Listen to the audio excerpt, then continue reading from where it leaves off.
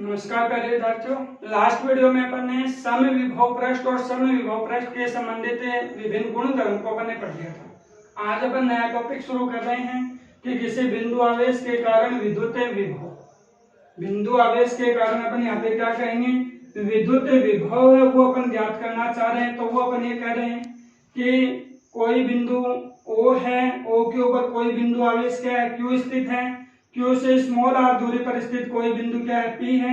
इस P बिंदु के ऊपर अपन क्या करना चाह रहे हैं, विभव ज्ञात करना चाह रहे हैं। यही है ना। अब देखो मैं यहाँ पे क्या कह रहा हूँ कि P बिंदु के ऊपर विभव ज्ञात करना चाह रहे हैं। तो अपन ये कह रहे हैं कि O बिंदु के अनुदिश अक्षीय रेखा के अनुदिश x दूरी पर स्थित कोई बिंदु क्या है, B स्थित है। कितनी दूरी पर, x दूरी पर स्थित कोई बिंदु क्या है, B स्थित है। इस B बिंदु के ऊपर क्या है, कोई परीक्षण आवेश Q0 रखा है। क्या रखा गया है यहाँ पे, कोई परीक्षण आवेश Q0 रखा है। तो इसका मतलब देखो अपने पास कूलाम नियम लगा सकते हो क्या। कूलाम नियम में देखो ये कैपिटल Q हो गया, यहाँ पे Q0 हो गया, इनके बीच की दूरी क्या हो गई, x हो गई। तो अपन यहाँ पे क्या लगा सकते हैं कि अपने पास कूलाम बल है वो लगा देंगे। तो कूलाम बल देखो अपने पास, वैसे कूलाम नियम की परिभाषा क्या होती है कि किन्हीं दो बिंदु आवेशों के मध्य लगने वाला आकर्षण या प्रतिकर्षण बल दोनों आवेशों के गुणनफल के समानुपाती और इनके मध्य दूरी के वर्ग के व्युत्क्रमानुपाती होता है। तो यहाँ भी अपन लोगों को यही कह रहे हैं, एक बिंदु आवेश Q हो गया, एक Q0 हो गया, इनके बीच की दूरी R हो गई। तो अपन बल याद कर देंगे। तो अपन ये लिख सकते हैं कि Q एवं Q0 के बीच, Q एवं Q0 के बीच लगने वाला बल, और वो लगने वाला बल F बराबर क्या होगा, K Q0 कोण में x स्क्वायर होगा। ठीक है ना। यहाँ देखो अपन Q0 के बीच लगने वाला जो कूलाम बल होगा वो अपने पास यही होगा। बल होता है तो सदिश राशि होती है, इस बल की दिशा क्या होती है, कूलाम नियम में आपने पढ़ा है कि जो बल की दिशा होती है वो दोनों आवेशों को मिलाने वाली रेखा के अनुदिश होती है। तो इस बल की दिशा भी अपन क्या कहोगे, दोनों आवेशों को मिलाने वाली रेखा के अनुदिश होगी। तो अपन ये लिख सकते हैं कि O से B की ओर होगी। ठीक है ना। इस बल की जो दिशा होगी वो अपने पास क्या होगी, O से B की ओर होगी। इसका मतलब इस बल की दिशा ये होगी। ठीक है।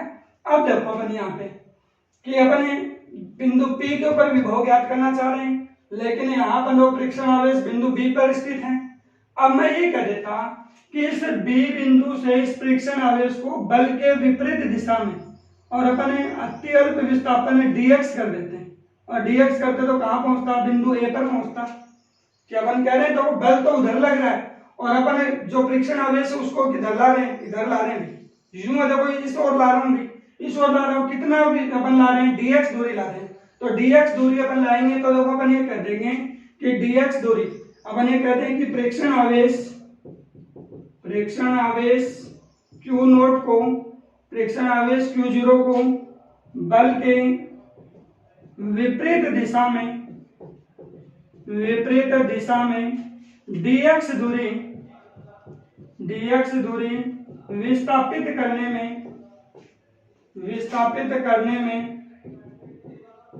में किया गया कार्य dw है। तो अपन ये लिख देंगे कार्य dw बराबर क्या लिख दोगे, बल गुणा विस्थापन।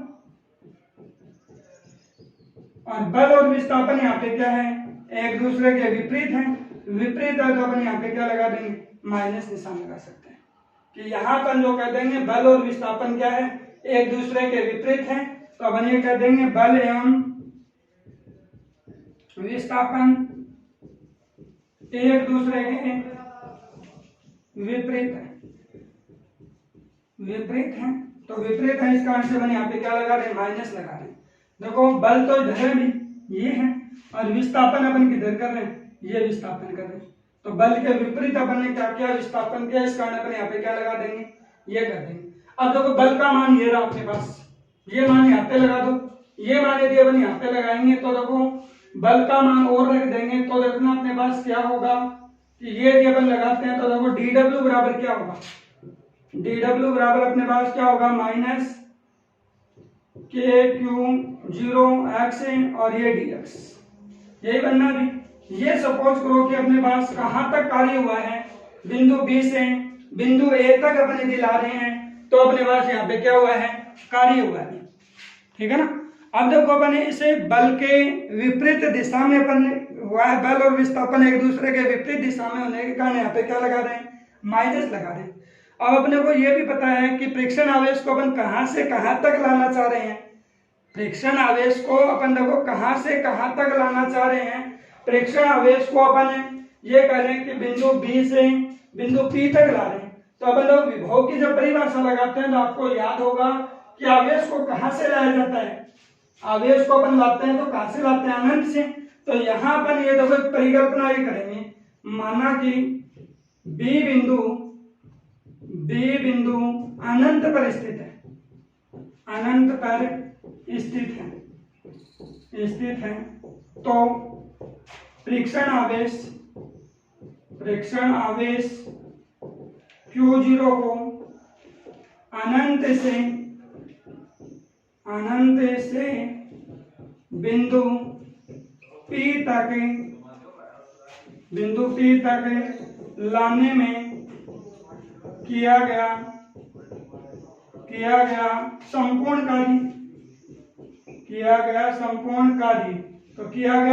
कार्य देखो अपन क्या करते हैं, संपूर्णता जहां भी झलकेगी वहां पे अपन इसका क्या कर देते हैं, समाकलन कर देंगे।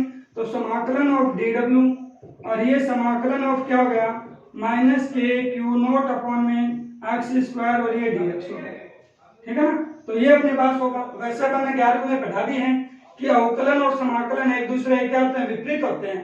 अवकलन क्यों किया जाता है, अवकलन छोटे छोटे टुकड़ों के लिए अपन बड़ा माप दे रखा है, उससे अपन छोटे टुकड़े का माप अपन निकालना चाह रहे हैं तो अवकलन करते हैं। और यदि छोटे टुकड़े का अपने को क्षेत्रफल पता है, आयतन पता है, और फिर अपन संपूर्ण के लिए बात करते हैं तो वहां पे क्या करते हैं, समाकलन करते हैं।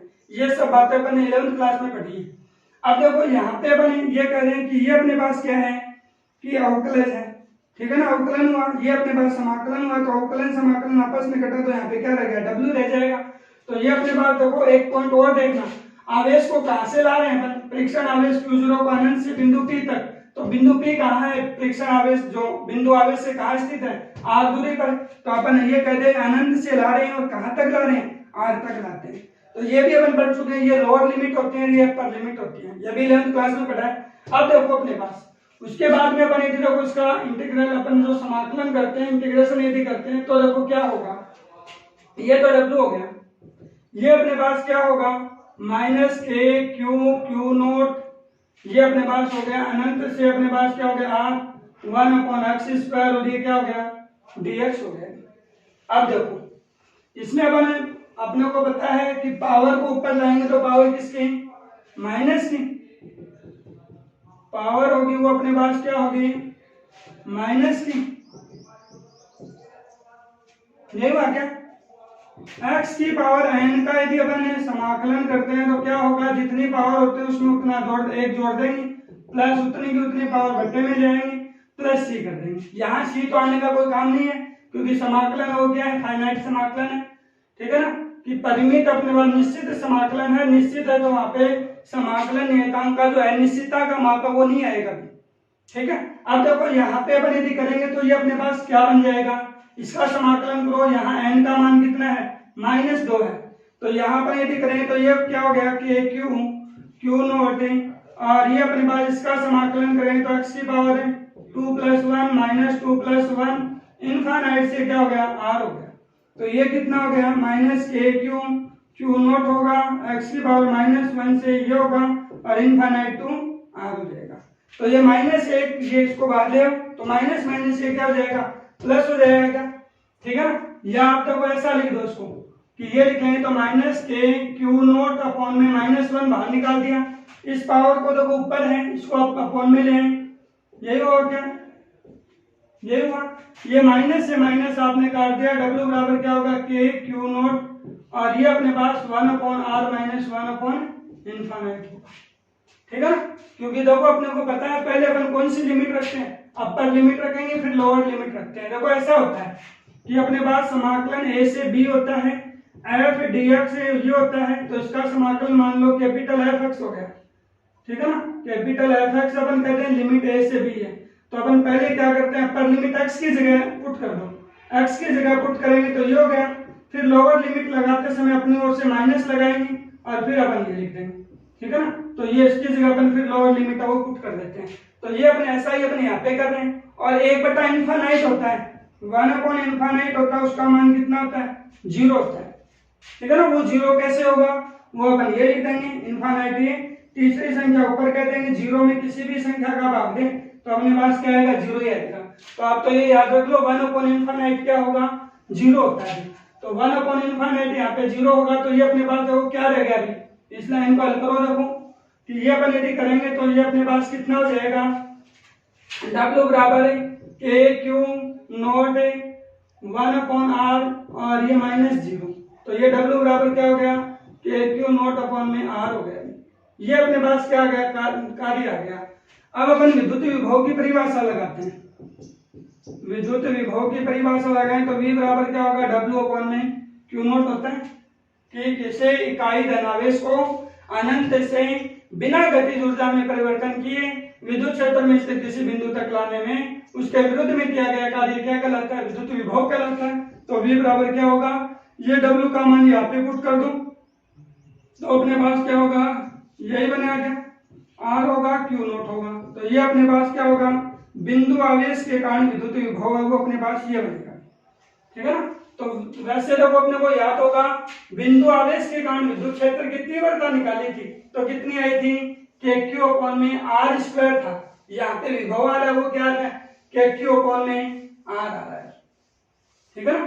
तो विभव है वो अपने पास याद रखना है दूरी के व्युत्क्रमानुपाती होता है, जबकि तीव्रता होती है ना वो अपने पास क्या होती है, दूरी के वर्ग के व्युत्क्रमानुपाती होती है, ठीक है ना। तो ये अपन जो विभव और जो विद्युत क्षेत्र की तीव्रता उनमें अपन संबंध बता सकते हैं।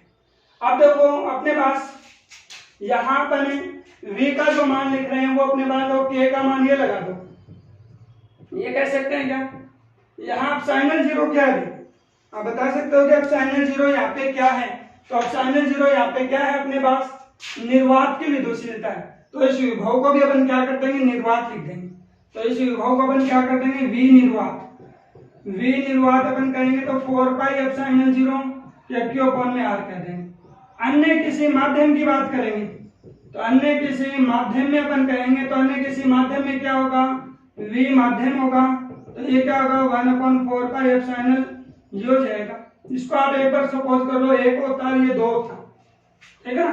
तो अपन क्या करें, V निर्वात में अपन V माध्यम का भाग दे दें, V निर्वात में अपन क्या कर दें, V माध्यम का यदि अपन भाग दे देते हैं तो देखो क्या होगा, V निर्वात बटे में V माध्यम। मैं ये लिख दूं इक्वेशन 1 है वो डिवाइडेड बाय इक्वेशन 2 कर दें तो अपने बात वो क्या होगा, 1/4π ε0 Q अपॉन में R, 1/4π ε Q अपॉन में ये R, ठीक है ना। ये Q अपॉन R तो ये काट ही दो, तो V निर्वात अपॉन में क्या हो गया, V माध्यम हो गया, इसके बराबर क्या होगा, चौथी संख्या को ऊपर ले जाओ और ये अपने पास ये हो गया। तो ये 4π से 4π कर दो तो ये क्या बन गया, V निर्वात अपॉन में V माध्यम बन गया और ये क्या हो गया, एप्सिलॉन अपॉन में एप्सिलॉन 0। माध्यम की विद्युतशीलता तथा निर्वात की विद्युतशीलता का अनुपात क्या बनता है, माध्यम की विद्युतशीलता तथा निर्वात की विद्युतशीलता का अनुपात होता है वो क्या होता है, आपेक्षिक पहला विद्युतांक होता है या माध्यम का पहला विद्युतांक होता है। तो ये अपने पास इसको क्या लिख दोगे यहाँ पे, एप्सिलॉन R से डिनोट कर सकते हो। तो एप्सिलॉन R बराबर क्या होता है, ये बनता है। तो इसका मतलब अपने पास ये होगा V निर्वात अपॉन में V माध्यम लिखोगे तो ये अपने पास क्या होगा, एप्सिलॉन R बनेगा, ठीक है ना। तो एप्सिलॉन R यहाँ पे क्या बनेगा, माध्यम का पहला विद्युतांक बन जाएगा। अभी इसका मतलब देखो माध्यम के पहला विद्युतांक के बराबर अभी तक अपन ने 4 फॉर्मूले अपन ने प्राप्त कर चुके हैं। देखो कौन कौन से, पहला फॉर्मूला याद है तो अपन ने ये किया था, दूसरा फॉर्मूला यदि याद हो तो अपन ने ये किया था F निर्वात अपॉन में F माध्यम, तीसरा फॉर्मूला याद हो तो अपन ने ये किया था E निर्वात अपॉन में E माध्यम, और चौथा फॉर्मूला आज अपन ने किया है V निर्वात अपॉन में V माध्यम अपन ने किया है, ठीक है ना। तो ये अपने को याद रखना है कि निर्वात में विद्युत विभव और माध्यम में विद्युत विभव का अनुपात भी किसके बराबर होता है, माध्यम के पहला विद्युतांक के बराबर होता है, ठीक है ना। तो ये अपन माध्यम का पहला विद्युतांक के लिए अपन कह देंगे। तो देखो अपन ने बिंदु आवेश के कारण जो विभव अपन ने ज्ञात किया है वो देखना, एक बार वापस से देखो, ये बिंदु O था, O पर Q आवेश था, दूरी R थी, बिंदु P था, P पर विभव कितना आया कि Q अपॉन में R आ गया। मतलब ये हुआ जो आवेश है उसको K से गुणा कर दो, दूरी का अपन इसमें क्या कर दें, भाग दे दें, तो ये अपने पास बिंदु आवेश के कारण विभव आ गया। तो V और R के बीच में अगर ग्राफ खींचेंगे तो ये ग्राफ कैसा होगा, ये चरघातांक किया जाएगा। और V और 1/r के बीच में यदि अपन ग्राफ खींचते हैं तो ये कैसा आएगा, सरल रेखा आएगी, ठीक है ना। तो ये अपन इनके ग्राफ के संबंधित बातें हैं वो भी अपन यहाँ पे बता सकते हैं। तो एक बार देखो अपन ने आज जो टॉपिक पढ़ा है बिंदु आवेश के कारण, इसको अच्छी तरह से पढ़ना। अगली वीडियो में अपन एक और छोटा सा टॉपिक करेंगे, पहले आवेश निकाय के कारण विद्युत विभव, उसके बाद में यहाँ तक का जितना अपन ने अभी तक पढ़े उसके जो जितने भी न्यूमेरिकल टाइप क्वेश्चन बन रहे हैं वो अपन करेंगे, ठीक है।